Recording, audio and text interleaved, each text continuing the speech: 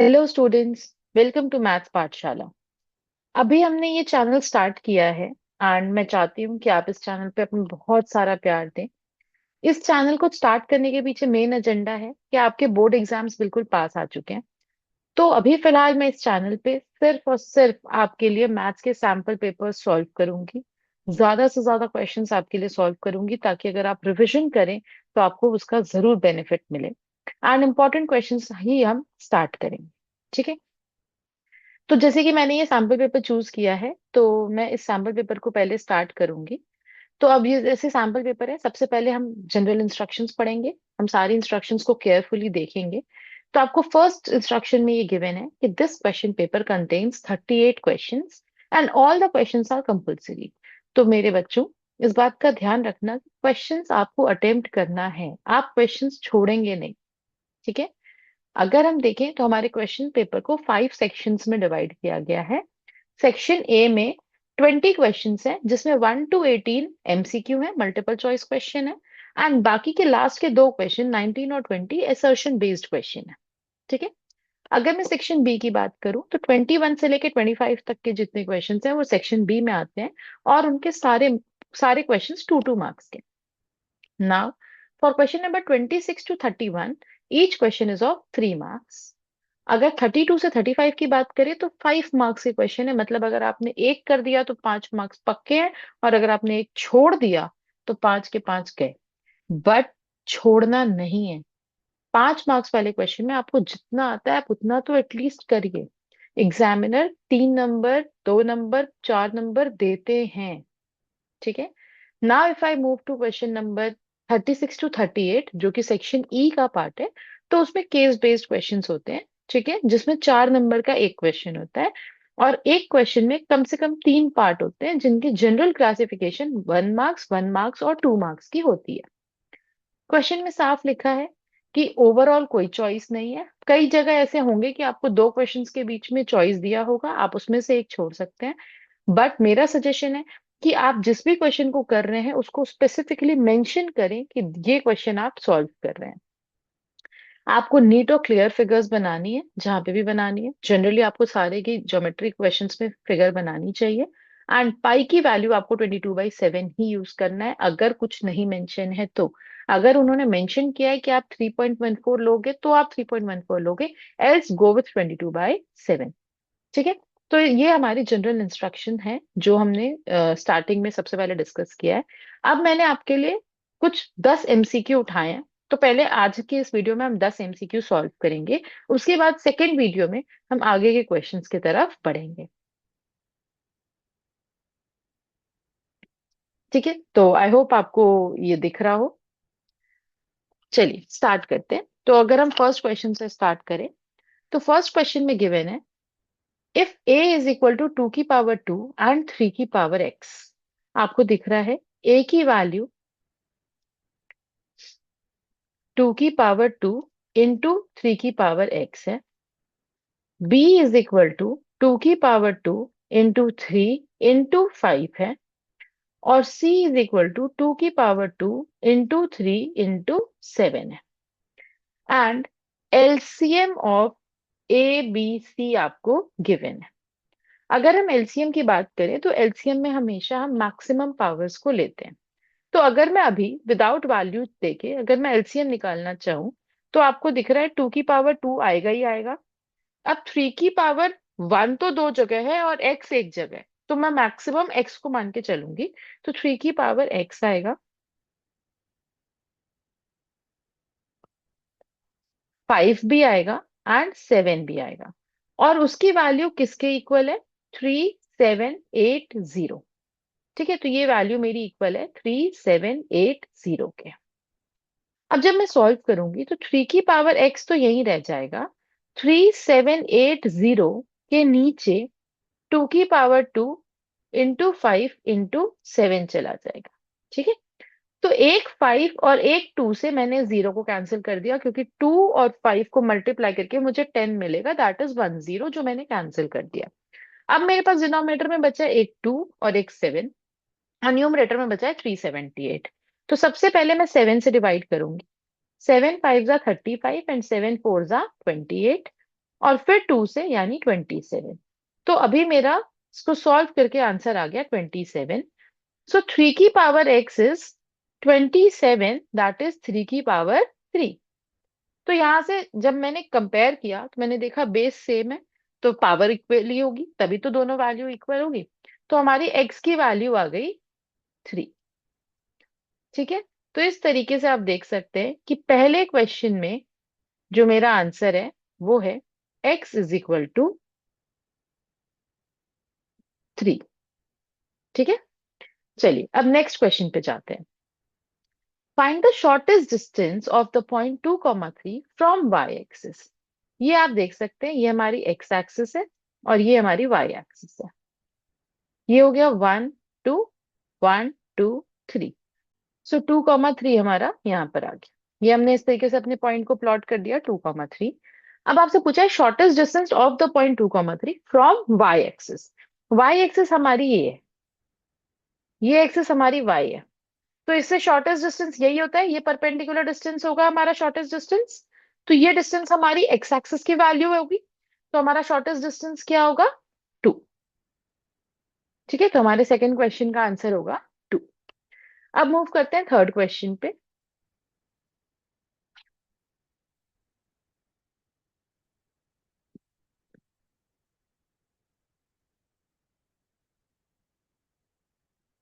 Third question में कह रहे हैं if the line given is 3x plus 2ky is equal to 2 and the second line is 2x plus 5y plus 1 that is equal to -1। मैं ऐसे भी लिख सकती हूँ, are not parallel. It is clearly given that these two lines are not parallel. Then K has to be. तो अगर parallel नहीं है तो देखो दो चीज होगी, या तो A1/A2 is not equal to B1/B2, पहली कंडीशन। दूसरी condition A1/A2 is equal to B1/B2 and is also equal to C1/C2। तो सबसे पहले मुझे यहाँ पे ये पता है कि A1/A2 की वैल्यू 3/2 है। ठीक है। This is A1 and this is A2। तो A1/A2 की वैल्यू 3/2 है। B1/B2 की वैल्यू 2k/5 है, 2k/5 है। और C1/C2 की वैल्यू 2/-1 है।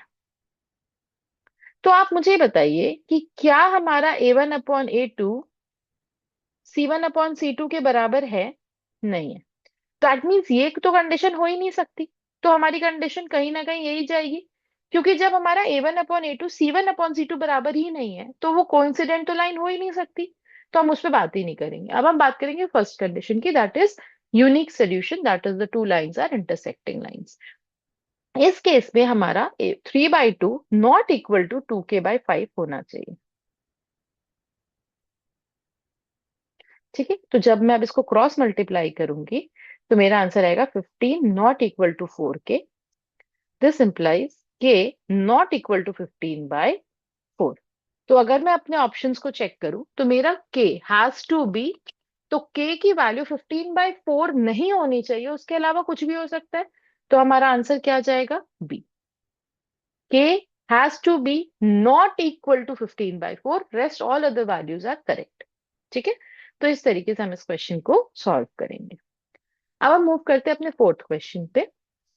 A quadrilateral ABCD is drawn to circumscribe a circle। Circumscribe a circle मतलब सर्कल के बाहर हमारे क्वाड्रिलैटरल बना हुआ है।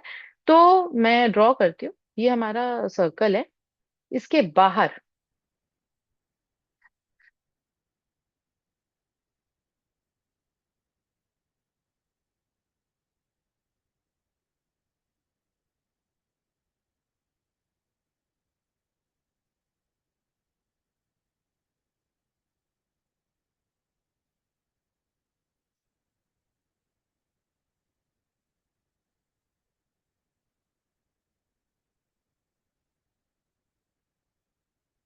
ठीक है, कुछ इस तरीके से हमारा सर्कल बना है ये, क्वाड्रिलैटरल बना है A B C D। आप इसको ये मान के चलेगा कि ये सर्कल को टच कर रहा है। ठीक है। BC की वैल्यू 7 सेंटीमीटर है। पूरे बीसी की वैल्यू 7 सेंटीमीटर है, सीडी की वैल्यू 4 सेंटीमीटर है, एंड एडी की वैल्यू 3 सेंटीमीटर। अब क्वेश्चन में आपसे एबी की वैल्यू पूछ रहा है, ठीक है। अगर मैं इस छोटे से पार्ट को ए मान लूं, so this will be 7 - a, ठीक है। अब आपको पता है कि अगर एक्सटर्नल पॉइंट से हम टैंजेंट ड्रॉ करते हैं तो उसकी जो लेंथ ऑफ टैंजेंट है वो इक्वल है। तो एक तरीके से अगर आप देखो तो मैंने बी से एक टैंजेंट ही ड्रॉ किया है, तभी मेरा ये दोनों टैंजेंट मीट कर रहा है, मतलब दोनों टैंजेंट सर्कल पे जा रहा है। तो उन दोनों की लेंथ इक्वल होगी, मतलब अगर मैंने इसकी लेंथ ए ली है तो इसकी लेंथ भी ए ही होगी। अगर इसकी 7 - a ली है तो इसकी भी 7 - a होगी। तो अब ये बची हुई लेंथ कितनी हो गई? 14, सॉरी 4 - 7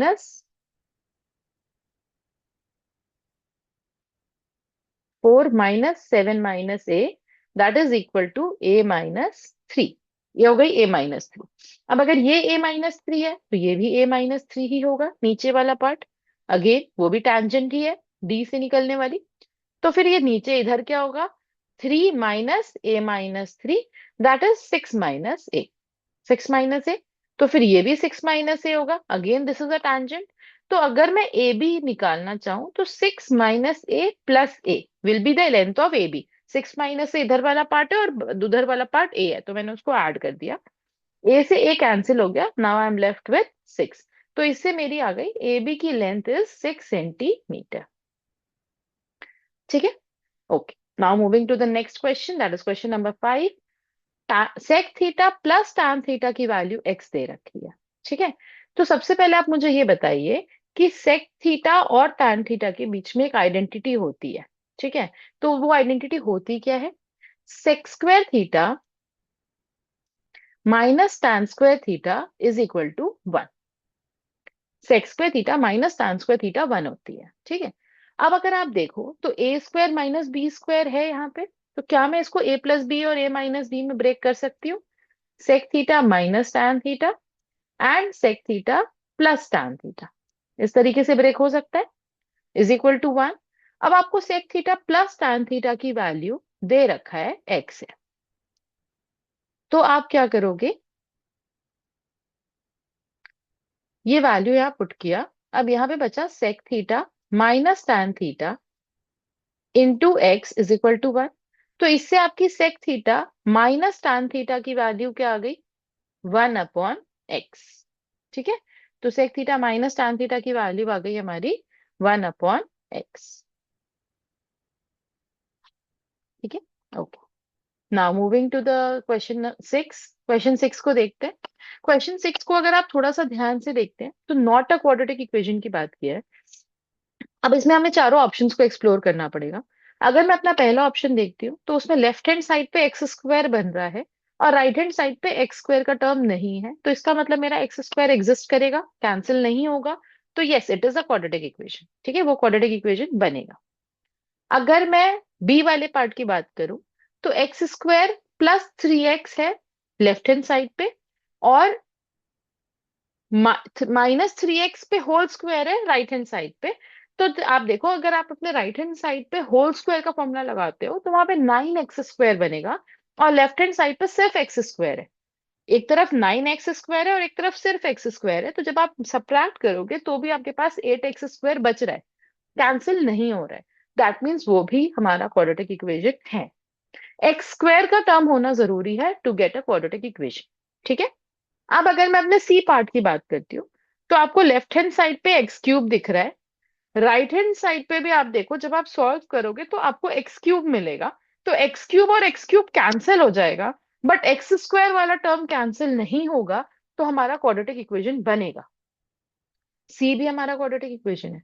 बट अगर मैं डी ऑप्शन की बात करूं, डी ऑप्शन पे जब आप लेफ्ट हैंड साइड मल्टीप्लाई करोगे तो आपको एक्स स्क्वायर का टर्म मिलेगा, और राइट हैंड साइड पे भी आपके पास एक्स स्क्वायर का टर्म है। एक्स स्क्वायर और एक्स स्क्वायर एक दूसरे के पास जब जाएगा तो एक दूसरे को कैंसिल आउट कर देगा, तो हमारे पास एक्स स्क्वायर का टर्म नहीं बचेगा। और अगर टर्म नहीं बच रहा है मतलब हमारे पास क्वाड्रेटिक इक्वेशन नहीं है। एक्स स्क्वायर का टर्म नहीं है मतलब क्वाड्रेटिक इक्वेशन नहीं है, ठीक है। दैट मीन्स कि D option will be the answer, because D वाला जो ऑप्शन है वो क्वाड्रेटिक इक्वेशन नहीं है, ठीक है। तो आई होप आपको समझ में आ गया हो। ऐसे क्वेश्चंस को ऐसा नहीं होना चाहिए कि आप हर एक पार्ट को लेंदी बैठ के सॉल्व कर रहे हो और फिर आप सोचो आप वन मार्कर क्वेश्चन में बहुत टाइम वेस्ट नहीं कर सकते हो। तो ऐसे क्वेश्चन पे थोड़ा एनालिसिस करना जरूरी है, थोड़ा ऑब्जर्वेशन से काम करना जरूरी है। अगर ऑब्जेक्टिव है तो कोई जरूरत नहीं है कि आप पूरा उसको सॉल्व करिए। आप देखिए, विजुअलाइज करिए, आपको आंसर समझ में आएगा। ठीक है, चलिए आगे चलते हैं क्वेश्चन नंबर 7 पे। अब देखिए, क्वेश्चन नंबर 7 में आपको ओलंपिक रिंग्स दिख रही हैं जिसमें 5 कॉन्सिक्वेंट सर्कल्स बने हुए हैं, कॉन्ग्रुएंट सर्कल्स बने हुए हैं, और पांचों का रेडियस 1 सेंटीमीटर है। ठीक है, आपको सबसे पहले इंफॉर्मेशन जो दे रखी है वो ये दे रखी है कि जो पांचों का रेडियस है वो 1 सेंटीमीटर है। Intersecting in such a way that the chord formed by joining the point of intersection of two circle is also the length of 1 centimetre. ठीक है, अब आप सोचिए, मैं दो सर्कल्स ड्रॉ कर रही हूँ।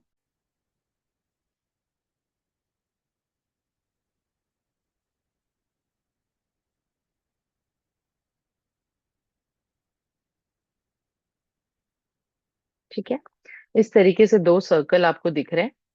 अब मैंने एक कॉर्ड ड्रॉ करी है जो इन दोनों सर्कल के बीच में है। ठीक है, और इस कॉर्ड की लेंथ भी दे रखा है हमें 1 centimetre.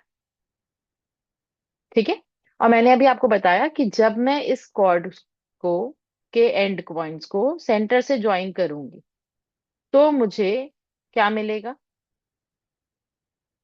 Radius, and length of radius भी क्या गिवन है? 1 सेंटीमीटर। 1 सेंटीमीटर। ठीक है, इसका मतलब ये जो ट्रायंगल फॉर्म हो रहा है ये एक इक्विलैटरल ट्रायंगल फॉर्म हो रहा है। दैट मींस यहाँ जो एंगल बन रहा है दैट इज 60 डिग्री, क्योंकि इक्विलैटरल ट्रायंगल का एंगल होता है 60 डिग्री। ठीक है, अब आप रेड वाले सर्कल को भूल जाइए, आप रेड वाले सर्कल को भूल जाइए। अब आप ये सोचिए कि अगर मैं अपना एक सेक्टर ले रही हूँ, ठीक है, दिस इज वन सर्कल। मैं फिर से आपको दिखाती हूँ। अब मैंने इस सर्कल पे ये सेक्टर लिया है। ठीक है, तो जब मैं ये कॉर्ड ड्रॉ कर रही हूं और अगर मैं ये सेगमेंट का एरिया निकाल लूं, ठीक है, एक सेगमेंट का एरिया निकाल लूं और सिमिलर काम मैं नीचे वाले सर्कल के साथ करूं, तो क्या वो दूसरे सर्कल का भी सेगमेंट है? दैट मीन्स कि अगर मैं अपने एक सेगमेंट का एरिया निकाल के मल्टीप्लाई बाय 2 कर दूं तो मुझे वन डॉटेड पोर्शन का एरिया मिल जाएगा। करेक्ट? दैट मीन्स वो जो सबसे पहला वाला डॉटेड सर्कल है जहां पे दो सर्कल्स इंटरसेक्ट कर रहे हैं, सबसे पहला वाला, दैट इज ये वाला, ये इसका एरिया मेरा आ जाएगा अगर मैं वन सेगमेंट का एरिया निकाल के मल्टीप्लाई बाय 2 कर दूं तो। ठीक है, तो मैं सबसे पहले वन सेगमेंट का एरिया निकाल के मल्टीप्लाई बाय 2 करती हूँ। तो वन सेगमेंट का एरिया कैसे निकलता है? Sector minus triangle. ठीक है, एरिया ऑफ सेगमेंट निकालने के लिए हम क्या करते हैं? Sector minus triangle. तो area of sector minus area of triangle, area of sector क्या होगा? 60/360 इंटू पाई आर स्क्वायर। ठीक है, और एरिया ऑफ ट्रायंगल क्या होगा? √3/4 into r square, that is 1 का स्क्वायर, मतलब साइड का स्क्वायर जिसको मैं 1 का स्क्वायर ही बोलूंगी।